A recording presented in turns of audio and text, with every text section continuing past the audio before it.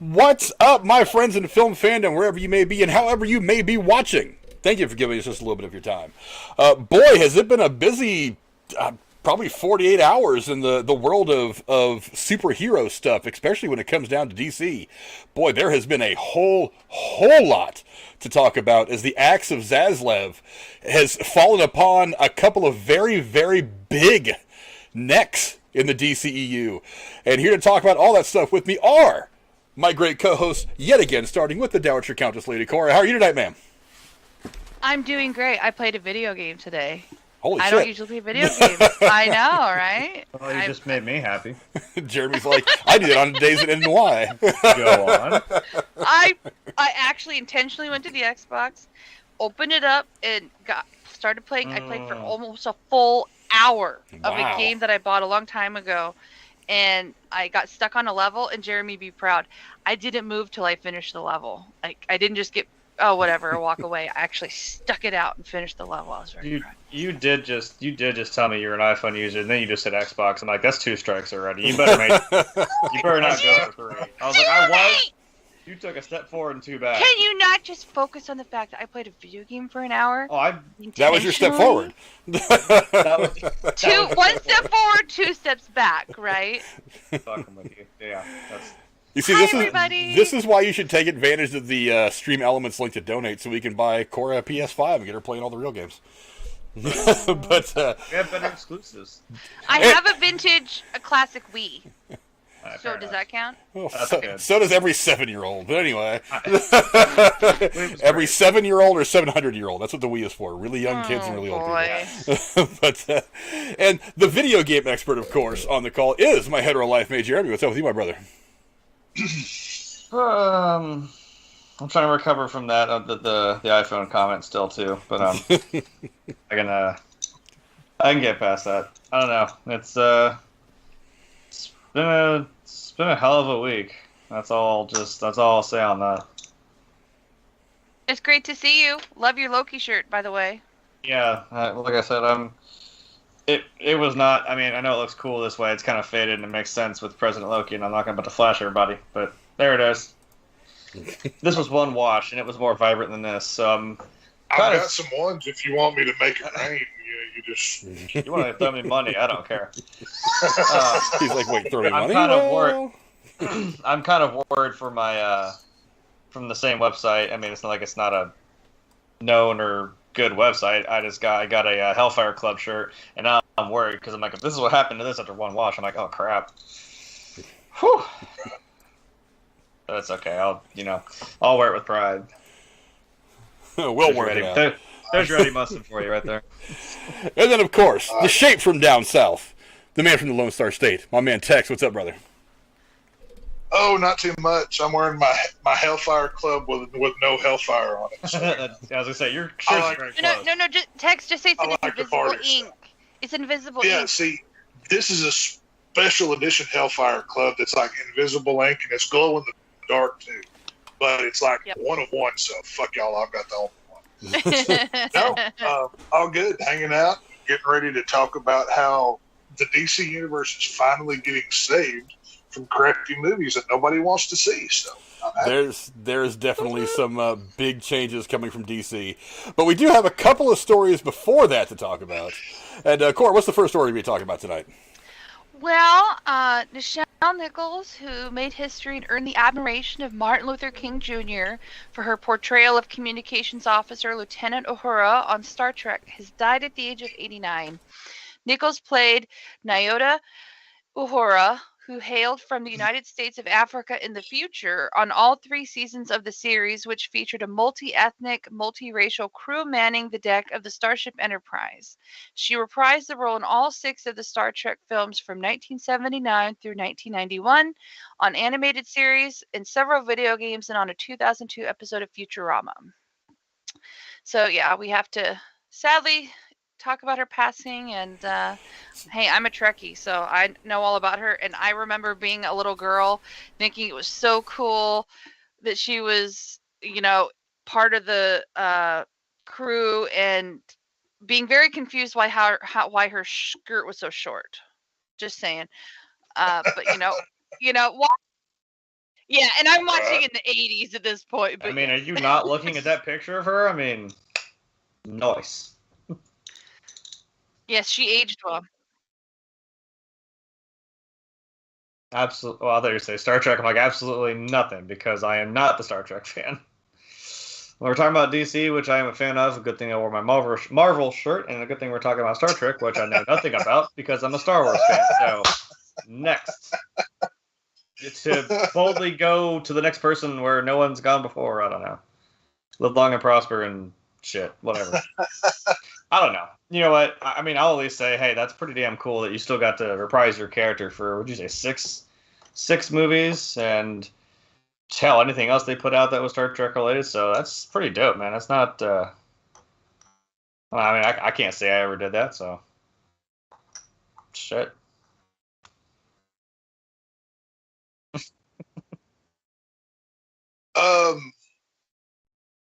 Obviously, sad loss and condolences to her family. It seems like we're saying this a lot lately with celebrities in passing. This is happening a lot more often than it seems to in the past. But as right, We're losing all the good ones, man. Like all the this OGs. is like, every week there's 2 or 3. Like, is there like a hitman out there that's, I don't know what's going on. Like I said, I'm the most Star Trek I've ever watched was the old show, and the only reason I ever watched it was because on Saturday night on MeTV, before Svengoolie comes on, they show Star Trek episodes. So I would tune in, at the end of Star Trek to see Svengoolie in the scary movie of the week or whatever. So my knowledge of it is basically zero.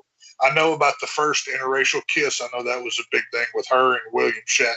I was about to say that. Like, wasn't that her? Yeah. Yeah, that was them. So obviously that's very big for the social, political aspects of it, whatever. But as far as her career, I know nothing. But I mean, she's obviously one of the more treasured people within that world. So she'll be missed by a lot of people. And as Cora said, she's a Trekkie herself. So I'd love to hear what she has to say about it. Well, I just think she was an iconic. I mean, if you take the gender aspect away, she was one of the best, well-written, well-acting members of that cast. Yeah, I mean, I don't know. I just think she was fantastic. And I did like the iteration of her character in the new Star Trek movies where they were younger, where she and Spock like fell in love and stuff. Like that was like really big for me. I was like, oh my God, that's a love story.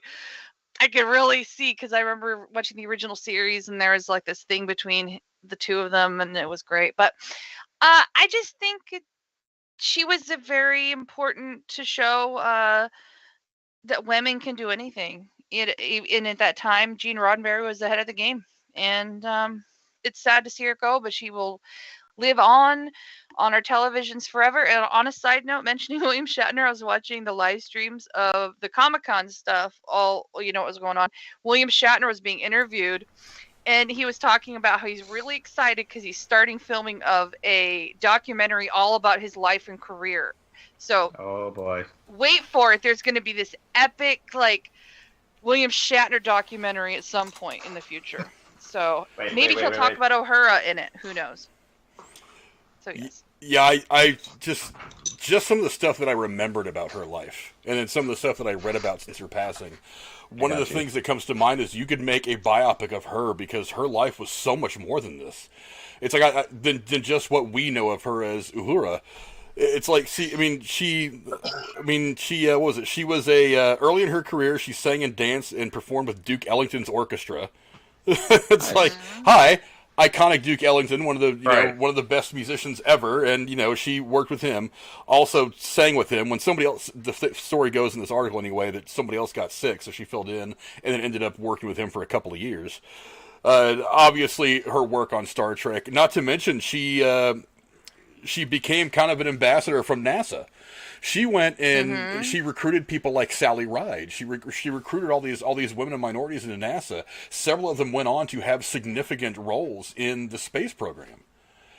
it's like, and not only that, but I mean, it's like the story behind the first interracial kiss is not just that it happened, and it happened at a period when there was this big change happening, and this racial divide was very quickly changing.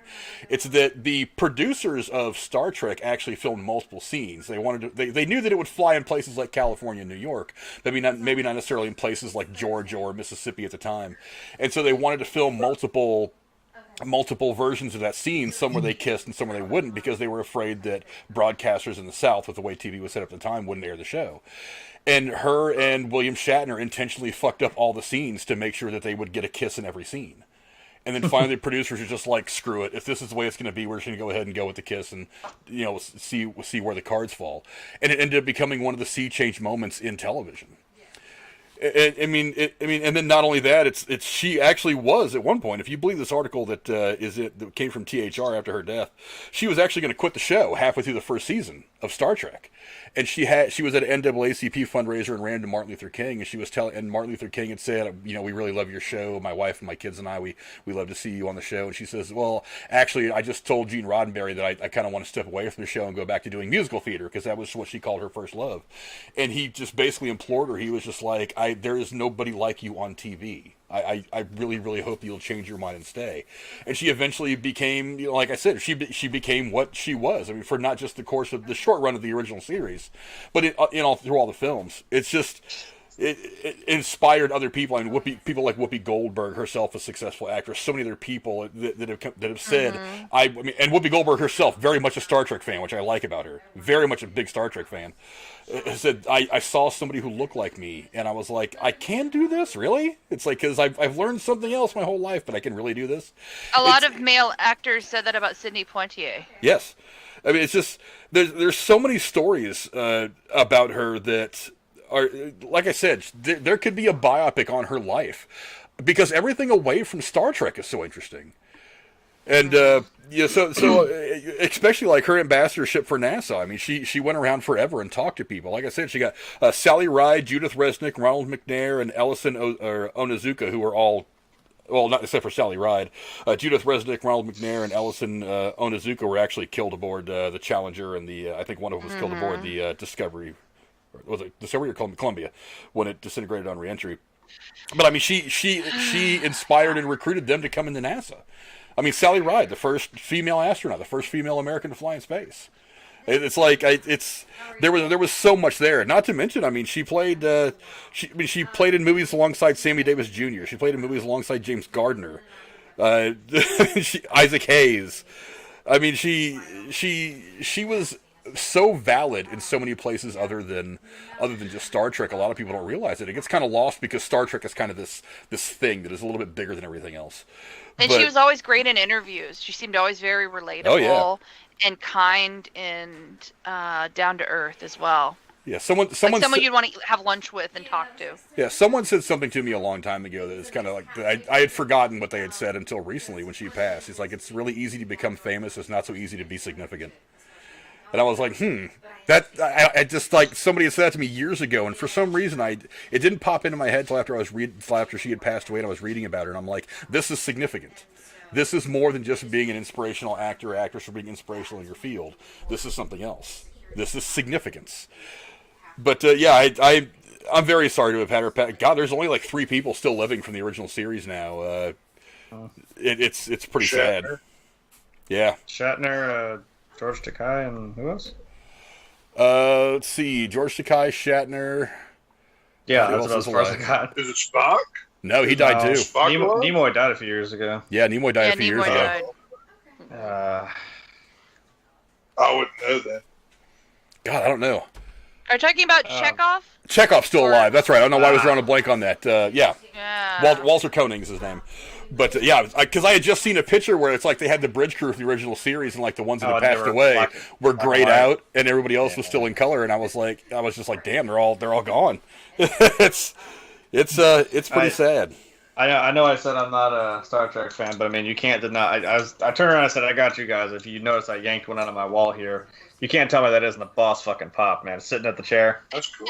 I got Shatner. Come on, it's pretty awesome. And they actually, they do have an Uhura on the back, or there. so you can't get her. Great. Focus. Get my fat face out of the way. Sorry. What is she wearing? Is she wearing like the dress with the short skirt? It says mirror, mirror. I'm assuming that's an episode of some sort. I can't tell what she's wearing. Nice. She's got like a little sash around her, and it looks like I don't know if it's a blade or if it's like a phaser gun. I can't tell. I think Mirror Mirror was the episode where the kiss was probably in. a lightsaber.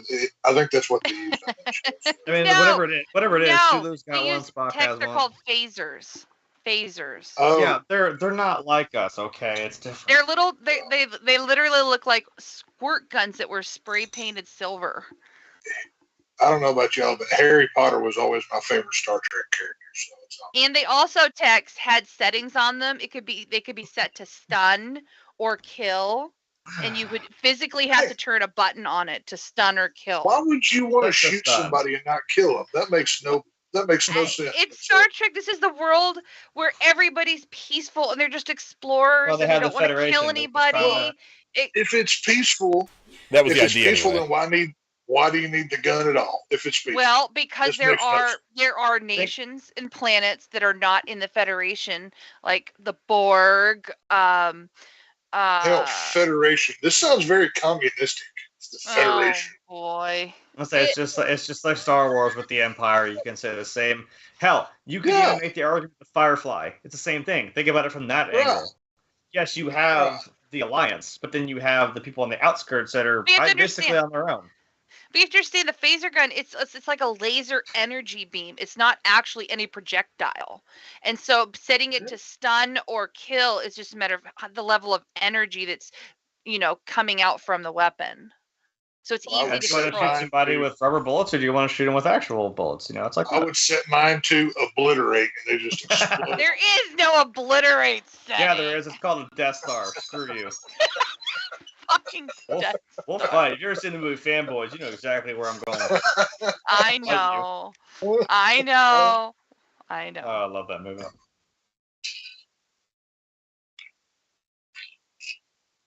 This entire generation of people are kind of missing out what some of the great TV that existed in the 60s and 70s really was. I've been binge watching when I can lately. I've been binge watching the Adam West Batman TV series from the 60s on Amazon. Yes. And I'm just like, God, this is campy and terrible, but damn, it's so fun to watch. Come on, why do you think I keep quoting that thing? Or it's in the movie. He's just holding. He's like, some days you just can't get rid of a bomb. It's so stupid, but I love it. That's my favorite fucking line, man. He's got this big comical, like, cartoon-looking bomb. He's trying to run with it, like, there's a bunch of nuns. Shit, there's a marching band. There's some expecting mothers. There's ducks in the water. He's just like, damn it. The baby ducks, yeah. Don't hurt the baby ducks. It's carbohydrate and sugar TV. That's what it is. It's like, it's terrible. It's no good for you, but you just can't stop. You can't stop. Hey, I've been watching something like that. I've been watching Love Island because I wasn't going to watch it because the narrator and the host got fired when it moved to Peacock. CBS are assholes and they sold the rights to the show. Anyways, and I thought I watched the very first episode for shits and giggles. The contestants are total idiots. It's hilarious. You know that thing you do when you lift two cups and you clink them and you wish someone well? What do you call that, right? A toast. These people on the show call it, let's have a cheers. I'm going to cheer you. And it drives me crazy. And then they have this new word. They have a new word for relationship, that's not really a relationship. It's called a situationship. What? Well, I've heard of that. So I've been watching the show just to learn about the younger generation and how they talk. Somebody's been talking to Jada Smith too much. It's an entanglement, is what it's called now. Why don't you go through and get slapped? I know what you mean about carb TV. I've been watching Rachel. I see you in the chat. Rachel, if you have not watched this season of Love Island on Peacock, you gotta check it out. That's it is total shit, and it's so hilarious. That's where me and her differ. She'll sit here and watch like Dance Moms or fucking America's Next Top Model, and I'm like, I don't watch shit where I just lose IQ points. You might like it, Jeremy, though. No, I don't know that you should like it. I know where the entertainment comes from because it is dumb, and I'm just like, I'm not these people. Well, but I mean, like, I actually watch shows that are like, written and have plot and go some fucking where. Like, I don't know. Wow. I'm more into that. I just took 2 steps further back. Wow. No, Look, I've watched I have it over there. I've watched the Batman from 1943 and from 1947, along with the ones from the 60s, and I'm like, this is so bad, but I can't stop watching it. The only thing I don't like is the women. They're in bikinis all the time, and I don't know if it's a fad. I don't want Jack's to. gonna watch it now. So they're wearing. There's What'd you 7 say girls this in the was again? show. They're wearing bikini tops that literally purposely have Baywatch. slashes in the bottom, so the bottom boob shows, or like 3/4 of their tits are out. And then they're doing this thing with the bottoms where you can tell the bikini should cover like at least a portion of their cheeks. They purposely, before they come out, ride it up their ass so it looks like a thong, even though it's not a thong. And it's every time I look at them, like I want to pull their swimsuit down. It drives me nuts. No, Me too. Hey, we got something in common. There you go. Not like that. I meant this. No, see, I had chaotic Good one, mind. Jax. Like I would just ride it straight up Main Street because you're a dick. Just now, fix yourself. Right. I just. Sorry.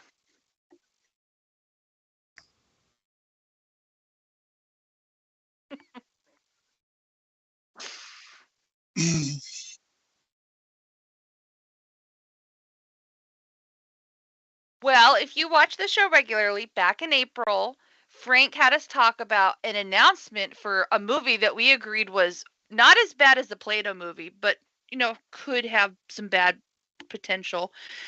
Well, the trailer's out for the Spirit Halloween film. It dropped on Tuesday, and we finally get a glimpse of what the film's based on. That's based on the seasonal store and what it will be about. The trailer shows a group of friends deciding to spend a night in the famous store on a dare when some of the displays come to life and begin to torment them. The cast of young newcomers will be joined by veteran actor Rachel Lee Cook in Legend Christopher Lloyd. And this sounds like, in my opinion, a cross between Night at the Museum and something. I'm not sure what. Nights at Freddy's. I'll help fill you in. You're welcome. Tex, what did you think of the first trailer if you saw it? And I don't know what that Nights at Freddy is, by the way. It all makes Number one, sense. Spirit Halloween is the greatest store ever. Besides Bass Pro Shop, Spirit Halloween is the greatest store of all time. Don't let anybody tell you wrong. Here. And this film looks like if you ever watched Goosebumps TV show in the 90s. Yes.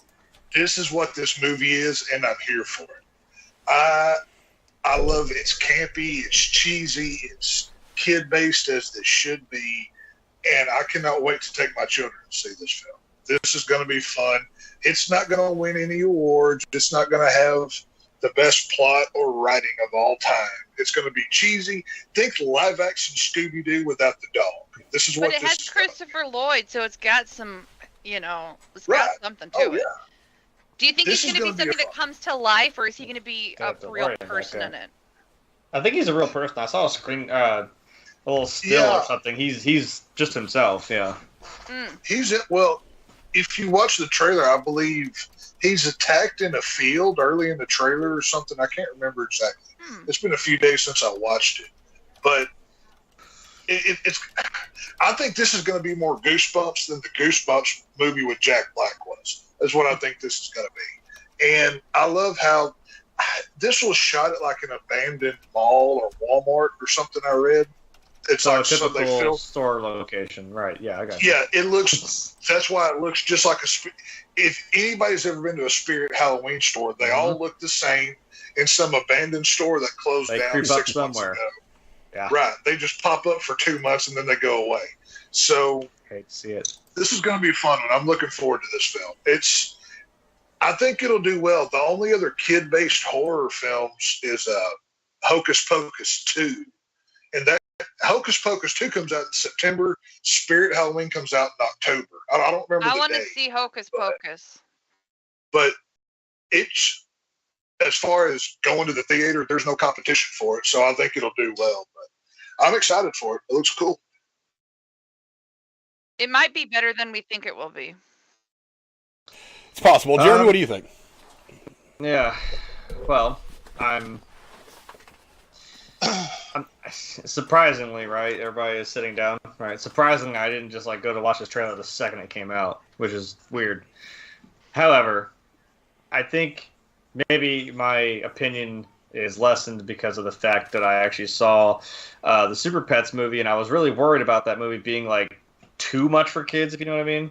Like but when I watched it, and I mean, there's witnesses. You can test. There was shit I was laughing at. It was funny stuff that maybe only you'd only understand if you were like an adult or see something that's actually funny. Like across the bottom of the news thing, it says wealthy person actually goes to jail. Like, oh my god, you would never notice that. That's so funny. That's what I was kind of worried about with this, and I'm like, see, but if it's too much, just I don't know. Maybe I'm just getting old and grumpy because I'm like 30, but I don't know. I don't want to just be like I can't get into it because I'm not 12. I don't know. A 12-year-old in this day and age, which, I mean, at any point in any generation, you could say that about whatever 12-year-olds are around at that point. I don't know. I like the premise. I'm not saying I'm not going to see it, though. I did see stuff about it. Like I said, I saw stills, I saw Christopher Lloyd, I saw what, like, 3 of the monsters were going to be, and honestly, they look sick, and I'm like, you know what, this is a cool marketing thing, even. If those are actual animatronics from the store, or if there's something new that's coming out, I'm like, this is a way to showcase it, and this is kind of cool. So from that standpoint, that's pretty sweet. I think it's going to promote the store as well. I think you're going to see more people yeah, I'm like, shopping this year. Yeah, I'm like, and it just on the base of, hey, you know, get out there and go do some Halloween shit. I'm tired of fucking having, you know, people making like 5 million fucking Christmas movies in fucking July. You need to fucking stop. All I'm going to say is Hallmark. Hallmark. That's exactly what I'm talking about. I didn't want to say their name. Hallmark Pushes Christmas movies all summer long because it's like Christmas in July or something. I don't know. It's Christmas in July. They think it's okay to fucking be crowding October with Christmas bullshit, which for everyone watching right now, hey, it is time. It is now August. That means we're allowed to do October stuff now. So get out there. Good point. Hey, all the freaks freaks are let loose now. Since y'all want to fucking do this shit like 2 months ago. I don't let because I don't want to be hearing Christmas music on my fucking birthday either. You can wait your turn after Thanksgiving. You can have like maybe a month. Costco sells Christmas cards in September. Well, it's gonna be funny when a Costco burns down. I didn't say that, but anyway, to maybe to explain what I was saying, Cora. This sounds like Five Nights at Freddy's because what Five Nights at Freddy's is Isn't that a kid's game or something, like a kid's video game? Kind of. It's a horror game for sure. I thought it was a kid's game. It kind of is. I mean, yeah, it's like hey, look, someone described it as like a warped Chuck E. Cheese. Yes, like I played GTA as a fucking kid. That's not a kid's game. You know what I mean? It's like this is a horror game, but all the kids are into it. It is fun. It's at a pizzeria, yes, very much akin to Chuck E. Cheese, which I actually went to a Chuck E. Cheese like a year ago, and I was like, I can't do this because I've played that game. And I hadn't been in one since I was probably, you know, like that big. And I hadn't been out yet. But yeah, what it is the, I mean, I could sit here and do we could sit here for another 4 hours and I could probably try to explain the lore, but I'm not going to. The basis is you are the security guard at the pizzeria watching it during the nighttime. And the animatronics do come to life and, like, try to kill you. It's horrifying. Like, you gotta be watching the cameras. Why are kids playing this again? I don't know, or maybe they just more so watch people. That's why like Markiplier is huge on YouTube. That he's the self-proclaimed king of Five Nights at Freddy's. He's actually from Cincinnati. That's why hey, OG. Hey, I just found out about this thing that existed that I didn't know existed called fingerboarding miniature skateboards. I never knew this shit existed. You mean tech decks? I don't know, like something called fingerboarding where you play little tiny skateboards on miniature ramps. Like, let me take you back to like 2004. It was called Tech Decks. Yeah, it's the same. Well, I never heard of it till this week. Well, I'm way behind. I grew up in that era. But yeah, that's what it is. It's the animatronics come to life at night and they kill you. That's what the Banana Splits movie was because that is a real thing, and then they turned it into that, the same deal. So is the goal to survive? Yeah. Or does everybody just die? That's why it's Five Nights at Freddy's, because you try to get through the 5 nights, and it gets harder and harder as it goes. There's a whole thing where, you know, the guy murdered a bunch of kids, and he stuffed them into the suits, and their murdered souls are like, that's what's possessing the animatronics and shit, and there's The spring locked ones where the guy's dad got trapped in one, they're spring locked. So when they, like basically the suit like locks into your body and the springs like go through your like you're stuck in it now. Any the spring. Oh god, the spring trap ones are horrifying. And his son left him there to burn, I think, because Jesus, his dad killed a bunch of people back in the... Yeah, this is. It's that. Horrifying. That's what I'm saying. Maybe there's a Five Nights at Freddy character in the movie. If I see a Freddy Fazbear in the background, I'm losing my fucking mind. I'm just saying. From what I could tell, for anybody who's ever been to a Spirit Halloween, they have different animatronics set up that you could take pictures with. They're technically for sale, but they're like way more than you'd probably be able to afford for most people. So from what it seems like, the monsters in the film are those animatronics and stuff. So they're like original licensed characters from Spirit Halloween. Now, the one thing because every Spirit has like a Michael Myers section and a Jason Voorhees and a Freddy and whatever. I wonder how many of those they're going to have within the movie, because they would have to have the rights to that merchandise to show it. Oh, the premise would be there if they could showcase a couple of them. I see what you're saying. Well, that's what I'm saying. Like, are you going to see like a Halloween Ends section with the new Myers mask on the shelf behind you while something is going on? Or have Jamie Lee Curtis walk through as a customer, as a cameo. Oh, that would be in the Michael Myers section. No, have Michael Myers show up. Michael Myers shows up as an Easter egg in the back, and he's like off camera, but he reaches up and grabs a mask, and he just goes off screen, and then shows up in Halloween Ends. That's what they need to do. So get these crossovers going, people. It's a deleted scene from the Halloween Kills or Halloween Ends. Sorry, yeah. Kane Hodder, Kane Hodder holding a hockey mask. Like, this is so unrealistic. Who the hell would wear this? Right. Yeah, some guy who looks like you, who's like 6'4" and like built like a fucking truck. Yeah, you. I hope they release this on a streaming service soon after, so not everybody has to go to the theater to see it. It probably will. Like, in time for Halloween. Just go out to a real Spirit Halloween and enjoy yourself. That's all I'm going to say. Look, I saw the trailer, and I thought it was fun. I had zero hopes for this movie, because I'm like, how the hell do you make a movie out of a pop-up Halloween store that only exists for 2 months out of the year? I was like, what is that? It's like, it's not even a big enough store to stay open year round. It's like, it only exists for 2 months out of the year, which I don't know, maybe that's money that they I know. They should team up with these Comic-Con cosplayers and like do a cosplay section and stay open year round. There too, even that's what Halloween is, though. It's like mass cosplay, but just not as good as you would find it in other places like Comic-Con and things like that. But look, the premise of it. Look, you guys said, Night at the Museum. That's exactly what this is. It's basically Night at the Museum in the store. And I'm okay with that. I mean, there was only so much you could do with this anyway. You're making a movie, like I said, about a store that's only open for 2 months out of the year.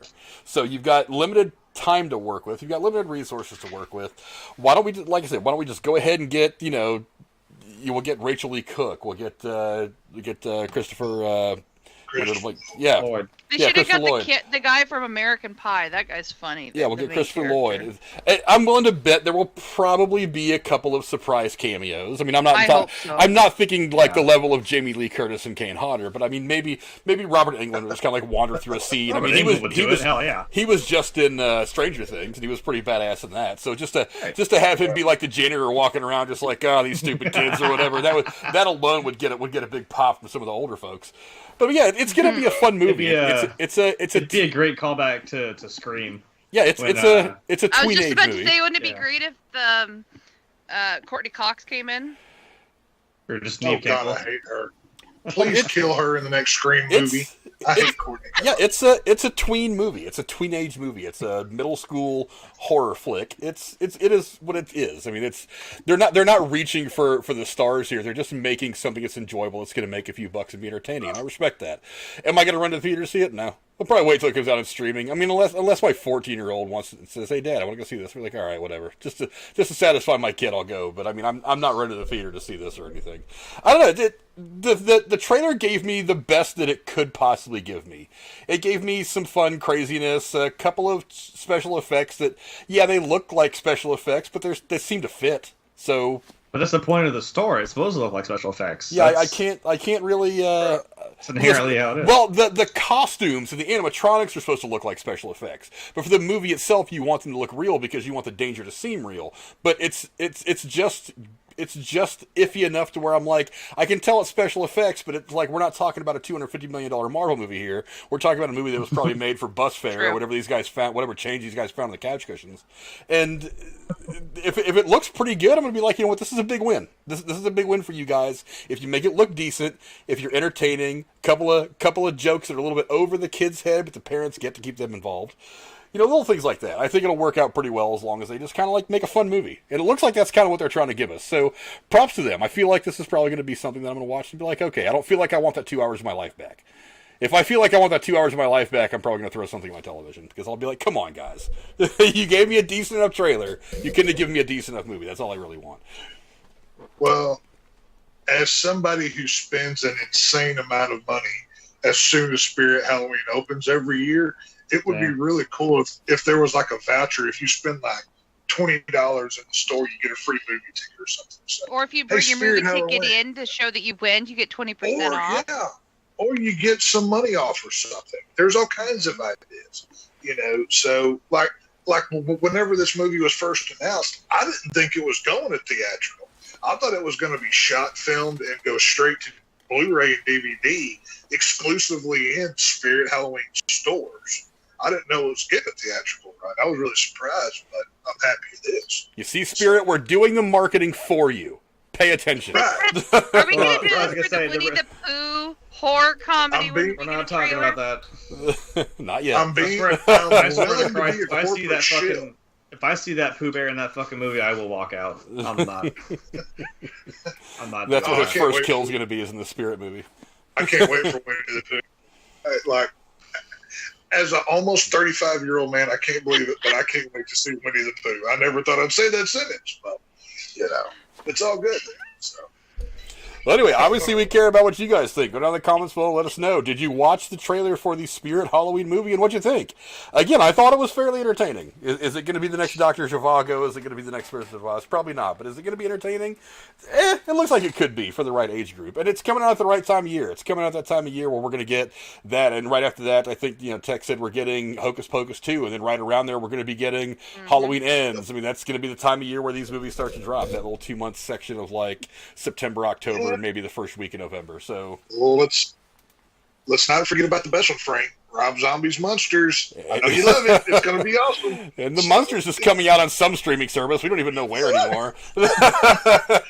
It's going to be on Netflix. I can't wait to see that one as well. That next trailer better be some Rob Zombie. That next trailer better be fire, is all I'm saying.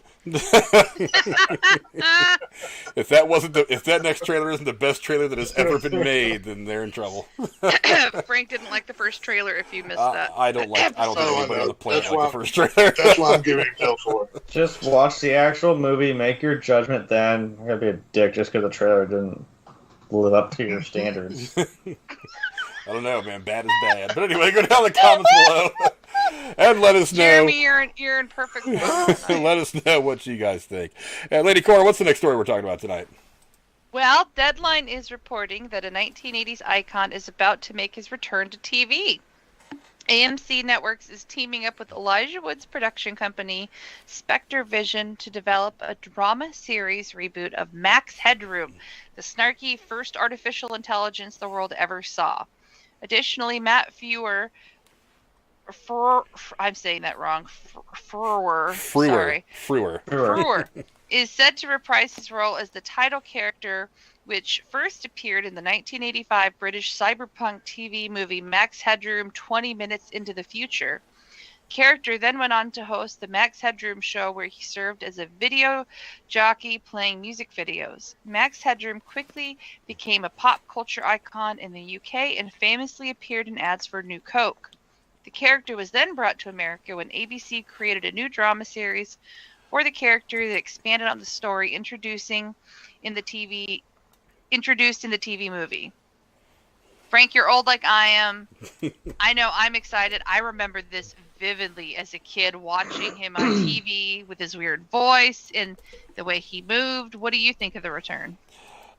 You know what? When could there be a more perfect time for someone like this for a character like this to pop back up?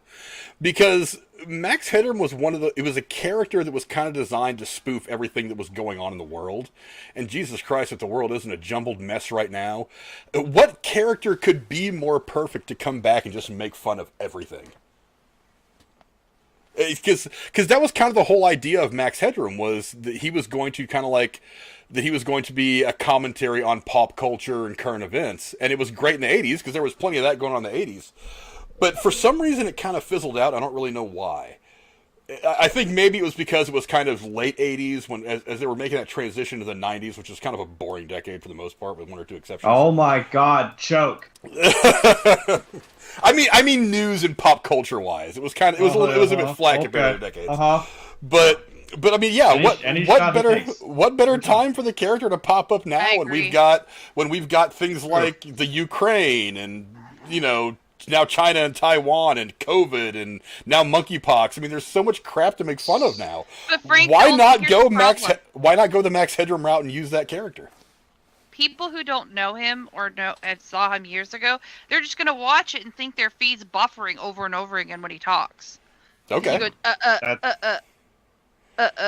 right. Because those are the people that won't get the joke. Yeah, exactly. And I'm willing to bet that the computer stuff obviously is going to be way more advanced. So, I mean, maybe. But and on top of that, it's like we supposedly anyway live in the greatest age of all the information being at your fingertips on your cell phone, or your computer, or your laptop, or whatever. Most people are going to say, "What is this Max Hedroom thing?" And they're going to go read articles like the one that popped up that gave me the idea to even talk about this. And they're going to look. It's not like you can't go on YouTube and look up old shit from Max Hedroom. You know what I mean? That's true. To be fair, honestly, you don't think the first route it might go towards might be when that person hijacked that fucking show as Max Hedroom and trolled everybody, which is kind of the hilarious irony of it. Fun times, right? Yeah, I think it's the perfect vehicle to just make fun of some of the stuff going on in the world right now. You know what I mean? The world never really changes. It's still shitty, and there's still the same relevant things from the late 80s as there are to now. Like we just talked about. I moved them. Whatever. They Live. The commentary that it's making in that era. I'm like, you could make that movie now, and it would still hit. True. It holds up. It's hilarious. Yeah. Yeah, I don't know. Tex, are you there? Tex, what do you think? I think he's AFK at the moment. He is AFK at the moment. But look, I mean, it's like I said, it's the perfect way to kind of spoof the shit that's going on around the world. Everything from monkeypox and COVID to Ukraine to political stuff to Roe v. Wade. I mean, this was the point of Max Hedroom. Do you think they'll change Max to be of a different race or gender? Well, Matt Frewer is supposed to be coming back to play Max Hedroom. He's coming back to Okay. So it's going to be Matt Frewer, which is the cool part. I mean, I wouldn't mind if they recast. Look, as long as it's funny, I don't really care. But yeah, what I don't want them to do is I don't want them to pull punches in the comedy, because one of the things that Max Hedroom was known for back in the late 80s was taking those shots that some people wouldn't take publicly. All in the state, he was a comedian's comedian. I mean, he turned all this. Yeah, he turned all this shit into funny. I mean, we're gonna laugh at this totally crazy situation because we laugh to keep from crying. That's the whole point of comedy, after all. I mean, I don't know. Tex, you remember Max Hedroom, I'm sure. I mean, what do you think of the prospect of Max Hedroom coming back and just laying waste to the current state of affairs here in the world? He was never on in my house. So I had very little. I remember him vaguely, but it wasn't one of those things that had a big effect on me. Now, I'll watch it, I'll check it out, but I almost wonder, are they only bringing this back because 80s nostalgia is big right now, and they're just keep going to the next thing. Oh, well, this is from the 80s, so let's bring it all back. Whatever. We'll see what comes of it, but like I said, I don't really have much. I've seen it on YouTube, and I went back and watched some, but that's realistically as further as I've gotten with it. So I don't know. I mean, I like 80s shit. Brewster's going to be redone. Right. It's already being redone. Roadhouse is going to be redone. Oh, shut your Oh, That is not okay. I've always talk got about this horrible anyways. Come on. We'll talk about that next. Okay. We'll give Tex a chance to shit on that movie here in just a second. Don't worry about it. Oh, I know. I wanted to get him riled up a little bit. I might get Frank kicked off of YouTube when I talk about that film, so fair warning. But I might go down that road to hell with. Sorry. Oh, Swayze's gonna be. Frank might want to get the mute button ready a couple times because some words might fly out that aren't. Yeah, I'm not happy about it, Tex. I might be worse than you. Mm-hmm. I don't know. As far as this story, like I said, he was never big in my house, so this is not as big of a deal to me. But I think a lot of young people will see this and go, "This is stupid," and they won't get it. Well, but if you make it hit the right way, if you make it relatable to even today's things, that's what makes it great. You know what I mean? Let's hope they do that and don't just make a mockery of it. His character can still make sense in today's society. That's, you know. But they could easily make a mockery of it and just do a shit job. So let's hope they do it right. It could go wrong, but I'm saying I hope they do it right. I agree. Yeah, like I said, it just needs to be a put up of current events. That was kind of the whole point of the character. So as long as he continues to do that, and doesn't fall victim to cancellation, because the character, he goes for it. He doesn't really have a filter. That was the whole point of the character.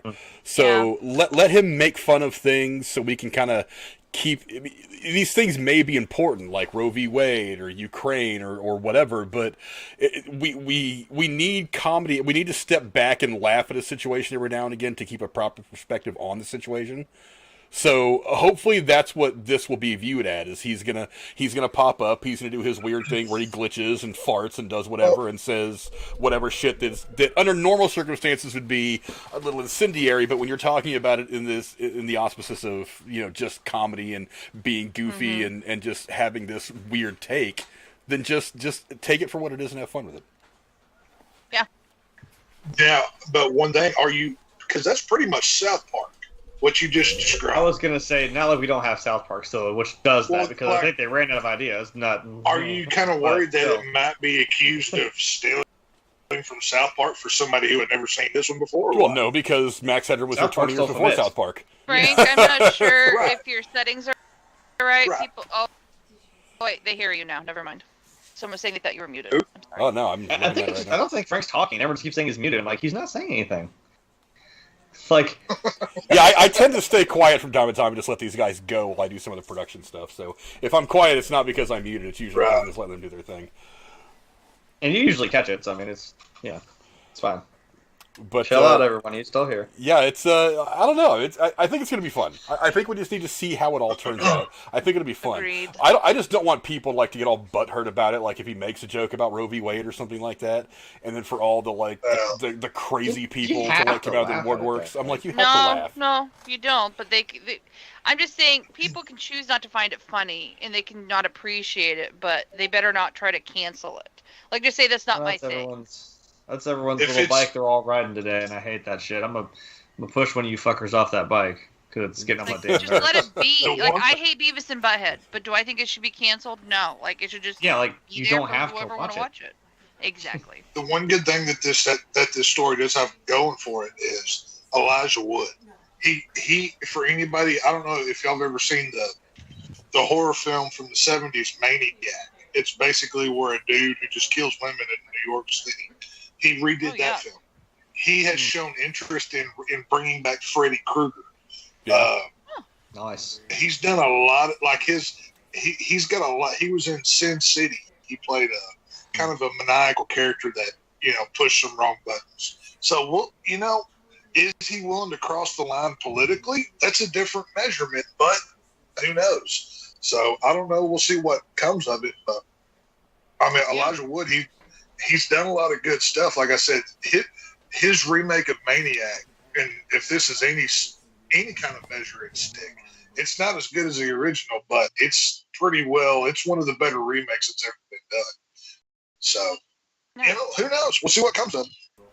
I think Nightwatch just did some stuff about Maniac too. I haven't had a chance to go look, but go check out Nightwatch. I think maybe he did something about it recently. But anyway, obviously we care about what you guys think. So if any of you are old enough to remember Max Hedroom like me, and maybe Cora obviously remembers. I think Tex never watched, but he kind of remembers.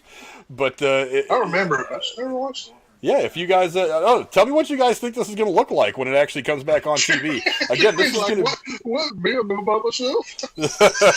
Just because I'm young, dickhead, don't mean I wouldn't be on this show if I didn't know what I was talking about. You're a 90s why are we baby. friends? You're a 90s baby. You know why. I don't give you credit for anything. You're a 90s baby. Hey, 90s were awesome too. No, they weren't. Anyway. But go down in the comments, let us know. Go down in the comments, let us know what you guys think about the return of Max Hedroom. But what I do want to move on before we get into more of this crazy off the topic shit, because these. He doesn't want to give Jeremy a chance to defend the 90s. No, I just know. Well, for one, there is no defense of the 90s. For two, I know these last two things are going to get a lot of talk. He's living in that little fucking fantasy world right now. Like Tex said, like the 80s are they're back and they're fucking not. They're not going away. I'm like, okay, can we stop stroking the 80s dick? We understand that it was awesome. And you wait about 15 years when all the 90s stuff starts, everyone starts thinking about that again. And he's going to be a grumpy old man like, goddamn, fuck the 90s. I was there. Nah. People are always going to look back and remember the 80s were better. Dead. I'm not denying that. I'm just saying, don't discredit the whole fucking thing. God damn. Oh, goodness. This is going to be a whole podcast between me and Jeremy one of these weekends. We're just going to spend 2 hours arguing about the 80s versus the 90s. Yeah. Anyway. You wear a shirt from the 80s, I'll wear one from the 90s, and we'll just go at it. Fair enough. I've got a Journey concert tee in my closet right now. Can you have an Ace of Base song be the theme song? That'd be great. You know what? I'll wear my Nirvana shirt. I got you. Oh, God.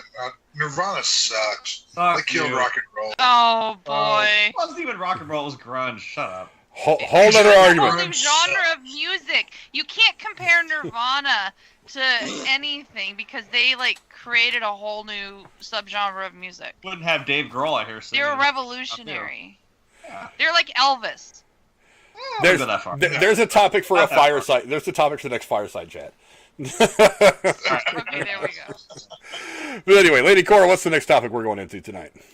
Well, some bad news for those waiting for the follow-up of 2018's Tomb Raider film. Not only has MGM lost the film rights, but star Alicia Vikander, who played Lara Croft in the 2018 film, is no longer attached to the project.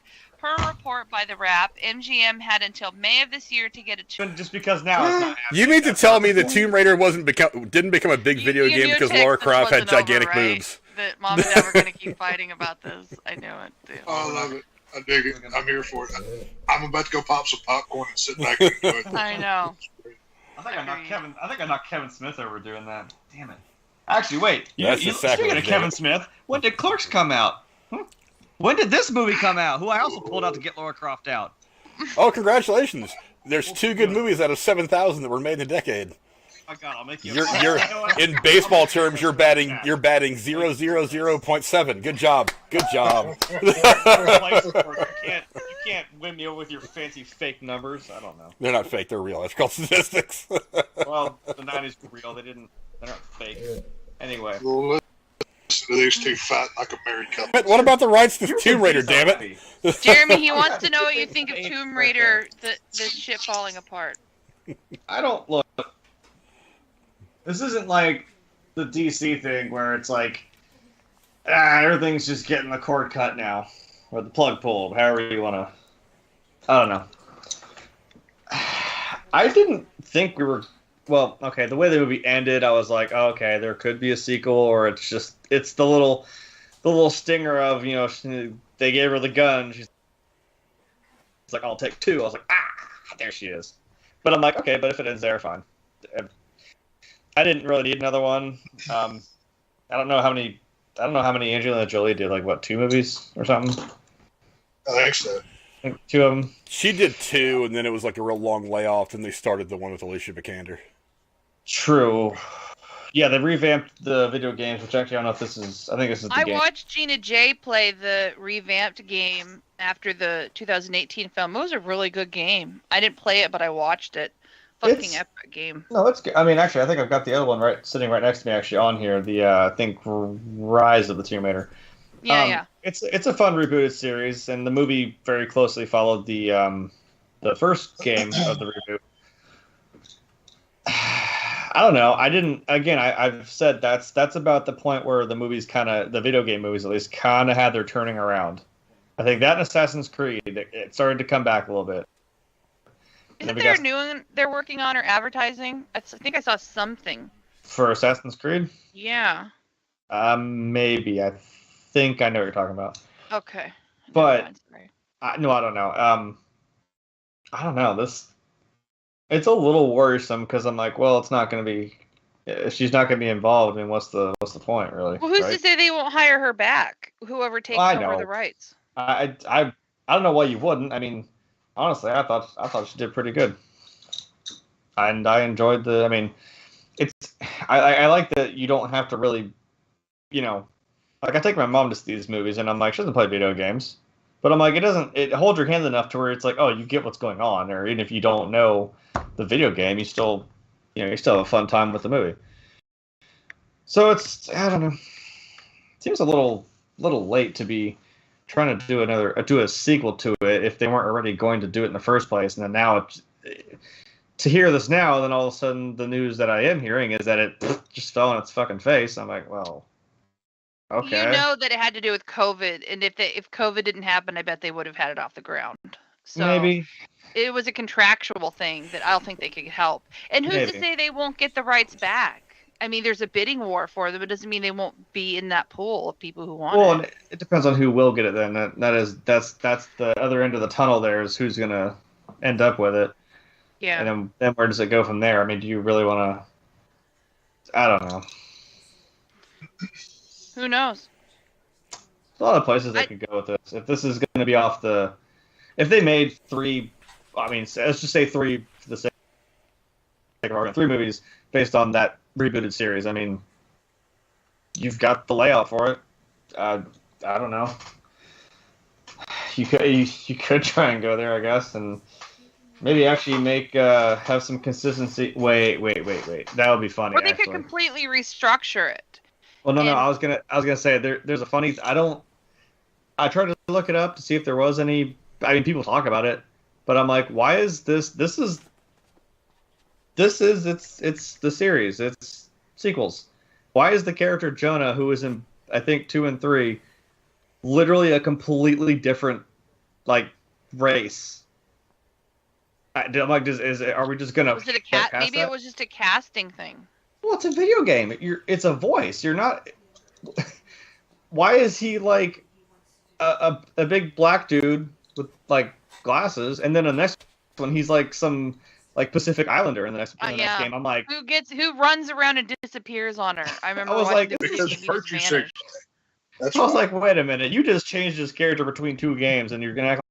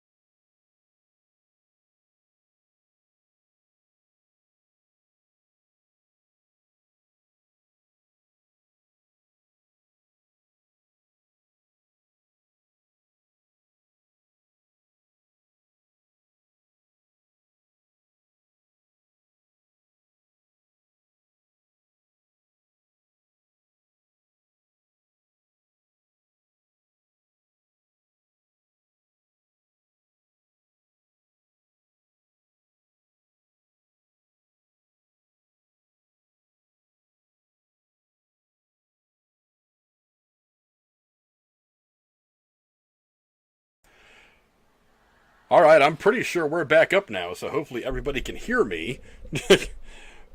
But yeah, I have to rework some cameras, so I've got the thumbnail up right now. But anyway, Jeremy, what were you saying about Tomb Raider and the the future of the franchise? Jeremy, Casey's not listening anyway.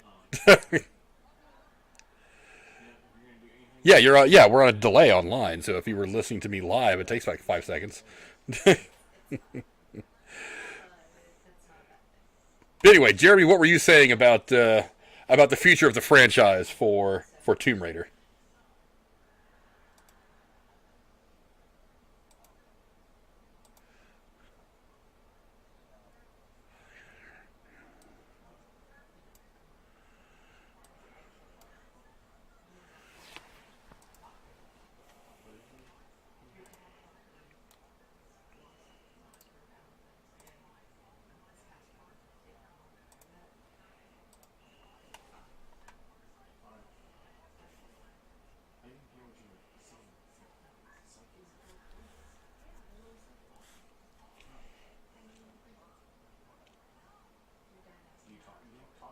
Face. I'm like, okay, well, whatever. Do you think they're only bringing it up because they're trying to get interest in the bidding more for the rights? Maybe. I mean, maybe at least they're telling us, hey, this is where it's at right now. If anyone was, wondering, I guess. But if you're sitting here telling me, like, well,